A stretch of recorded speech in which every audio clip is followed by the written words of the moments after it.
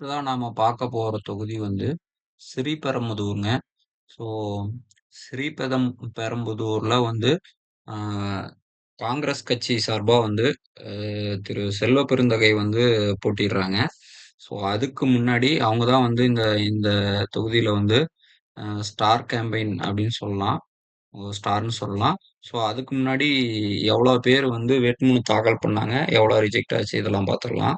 So 19 பேர் வந்து வேட்புமனு தாக்கல் பண்றாங்க. 13 பேத்தோட வேட்புமனு வந்து அ அக்செப்ட் பண்றாங்க.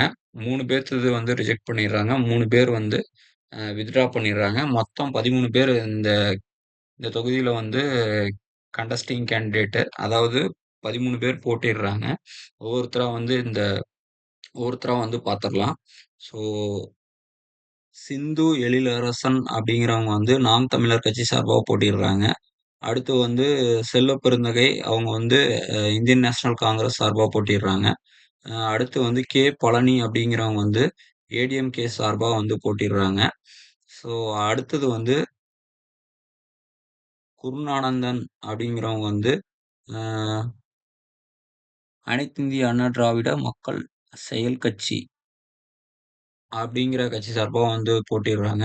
ஸோ அடுத்து வந்து ஞானசேகரன் அப்படிங்கிறவங்க வந்து தமிழக வாழ்வுரிமை கட்சி சார்பா போட்டியிடுறாங்க. தமிழரசன் அப்படிங்கிறவங்க வந்து கம்யூனிஸ்ட் பார்ட்டி ஆஃப் இந்தியா அந்த கட்சி சார்பா வந்து போட்டியிடுறாங்க. தென்னரசு அப்படிங்கிறவங்க வந்து தமிழக வெற்றிக் கழகம் சார்பா போட்டியிடுறாங்க. அ அடுத்து வந்து புருஷோத்தமன் அப்படிங்கிறவங்க வந்து புரட்சித் தலைவர் மக்கள் முன்னேற்றக் கழகம் சார்பா வந்து போட்டியிடுறாங்க. ஸோ அடுத்தது வந்து இண்டிபெண்டன்ட் மத்தவங்க எல்லாருமே இளங்கோவன் சிவகுமார் அப்படிங்கிறவங்க இண்டிபெண்டன்ட் கேண்டிடேட். நித்யா அப்படிங்கிறவங்க ஒரு இண்டிபெண்டன்ட் கேண்டிடேட். இன்னும் ஒரு 3 பேர் பார்த்துடலாம் அடுத்த பேஜ்ல இருக்கவங்க.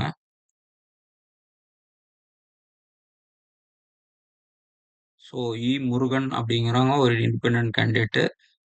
ராஜாத்தி அப்படிங்கிறவங்க இண்டிபெண்டன்ட் கேண்டிடேட். வேதகிரி அப்படின்னு ஒரு இண்டிபெண்டன்ட் கேண்டிடேட் வந்து போட்டியிடுறாங்க. மொத்தமா 13 பேர் வந்து இந்த தொகுதியில போட்டியிடுறாங்க. இது வந்து ஸ்ரீபெரும்புதூர் தொகுதிங்க. சரிங்களா? Thank you. அடுத்த ஒரு வீடியோல இன்னொரு தொகுதிய பத்தி பார்க்கலாங்க.